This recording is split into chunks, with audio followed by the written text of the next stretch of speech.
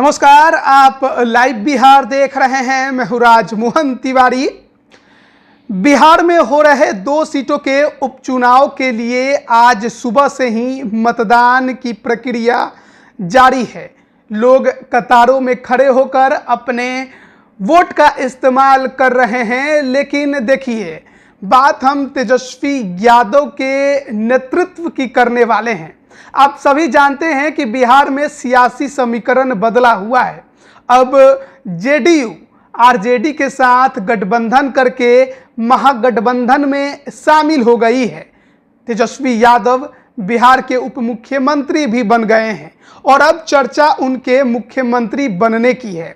ऐसे में मोकामा और गोपालगंज के उपचुनाव उनके लिए काफी ज्यादा महत्वपूर्ण माने जा रहे हैं, क्योंकि जो परिणाम निकल कर आएंगे वो जनता के बीच में एक संदेश तो देंगे ही देंगे, साथ ही साथ जो राजनीतिक दलों के विधायक हैं उनके अंदर भी एक बड़ा मैसेज जाएगा।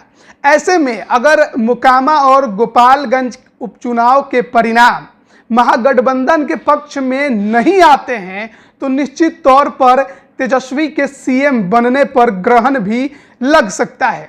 तेजस्वी यादव बहुत ज़्यादा आश्वस्त नजर आ रहे हैं कि मोकामा की सीट तो अनंत सिंह निकाल ही लेंगे।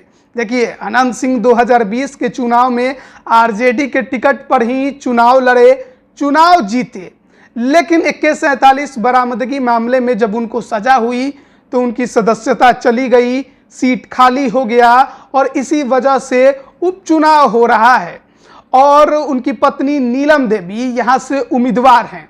लेकिन बीजेपी ने भी पूरे दमखम के साथ इस सीट पर चुनाव लड़ा है और कोई कसर ना रह जाए इसलिए अंत आते आते चिराग पासवान को भी बीजेपी ने एनडीए में शामिल कराया और पासवान वोटरों को लुभाने के लिए मोकामा में रोड शो भी किया। मोकामा की बात करें तो पासवान समुदाय का भी एक अच्छा खासा वोट बैंक वहां पर नजर आता है। ऐसे में अगर मोकामा में कहीं कुछ उलटफेर हो गया और आरजेडी की उम्मीदवार नीलम देवी के पक्ष में परिणाम नहीं आया, बीजेपी के पक्ष में चला गया, तो मामला तेजस्वी के लिए थोड़ा और ज़्यादा मुश्किल हो सकता है। और देखिए, मोकामा में जो मतदान की रफ्तार है वो काफ़ी तेज है गोपालगंज की तुलना में। और ऐसे में अगर मतदान का प्रतिशत पिछले चुनावों की तुलना में बढ़ेगा तो माना यही जाता है कि ज़्यादा वोटिंग हुई है, यानी लोग बदलाव चाहते हैं। हालांकि अभी तो इंतज़ार करना होगा शाम तक जब वोटिंग की प्रक्रिया समाप्त हो जाएगी।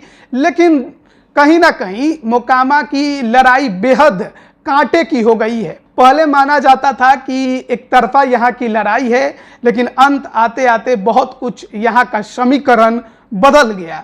वहीं बात करें गोपालगंज की तो देखिए, गोपालगंज में भी मतदान की प्रक्रिया सुबह से जारी है, लेकिन हर कोई जानता है कि सहानुभूति वोट का एक लहर होता है और वो लहर अगर गोपालगंज में काम कर गया तो सुभाष सिंह की पत्नी जो कि बीजेपी की उम्मीदवार हैं कुसुम देवी, उनका पलड़ा भी भारी हो जाएगा। लेकिन एक सहानुभूति वोट ही बीजेपी को आगे नहीं बढ़ा रहा है। इसके अलावा जो तेजस्वी यादव के मामा हैं साधु यादव, खुद उनकी पत्नी इंदिरा यादव बसपा के टिकट पर चुनाव लड़ रही हैं। ये एक बड़ी मुश्किलात खड़ा कर रहा है तेजस्वी यादव के सामने गोपालगंज में। एआईएमआईएम का उतरना भी मुस्लिम वोटों में बिखराव का एक अलग संदेश दे रहा है। ऐसे में क्या तेजस्वी यादव अपने गृह जिला गोपालगंज की सीट जीतने में कामयाब हो पाएंगे? ये अपने आप में एक बड़ा सवाल पैदा करता है। और अगर गोपालगंज और मोकामा बीजेपी जीतती है तो कहीं ना कहीं जो जनता दल यूनाइटेड और राजद में विलय की चर्चा है तो उस चर्चा पर भी विराम कहिए या ग्रहण कहिए जरूर लग सकता है। और जनता दल यूनाइटेड के जो विधायक हैं, अगर विलय हुआ तो क्या वो उस पार्टी में रहेंगे तो कितने रहेंगे, कितने छोड़कर किधर जाएंगे, कुछ भी कहा नहीं जा सकता है। और तेजस्वी के सीएम बनने पर भी ग्रहण लग सकता है। अब देखना होगा कि मोकामा और गोपालगंज की जनता क्या संदेश पूरे बिहार को देती है। महागठबंधन अपने लिटमस टेस्ट में पास होता है या फेल होता है। बीजेपी अकेले दम पर चुनाव जीतने में कामयाब होती है या उसे और संघर्ष करने की जरूरत पड़ेगी, ये तो 6 नवंबर को जब परिणाम आएंगे तो सब कुछ साफ जरूर हो जाएगा। लेकिन बिहार में सियासी समीकरण बदलने के बाद जो उपचुनाव हो रहे हैं वो कई मायनों में बेहद दिलचस्प हैं और उनके परिणाम का इंतजार केवल बिहार ही नहीं बल्कि पड़ोसी राज्य भी कर रहे हैं कि महागठबंधन बनने से कितनी सफलता विपक्षियों को आगे चलकर मिलने वाली है। अब बन रहिए लाइव बिहार के साथ। आप सभी का बहुत बहुत धन्यवाद। लाइव बिहार यूट्यूब पर सब्सक्राइब और फेसबुक पर लाइक जरूर करें।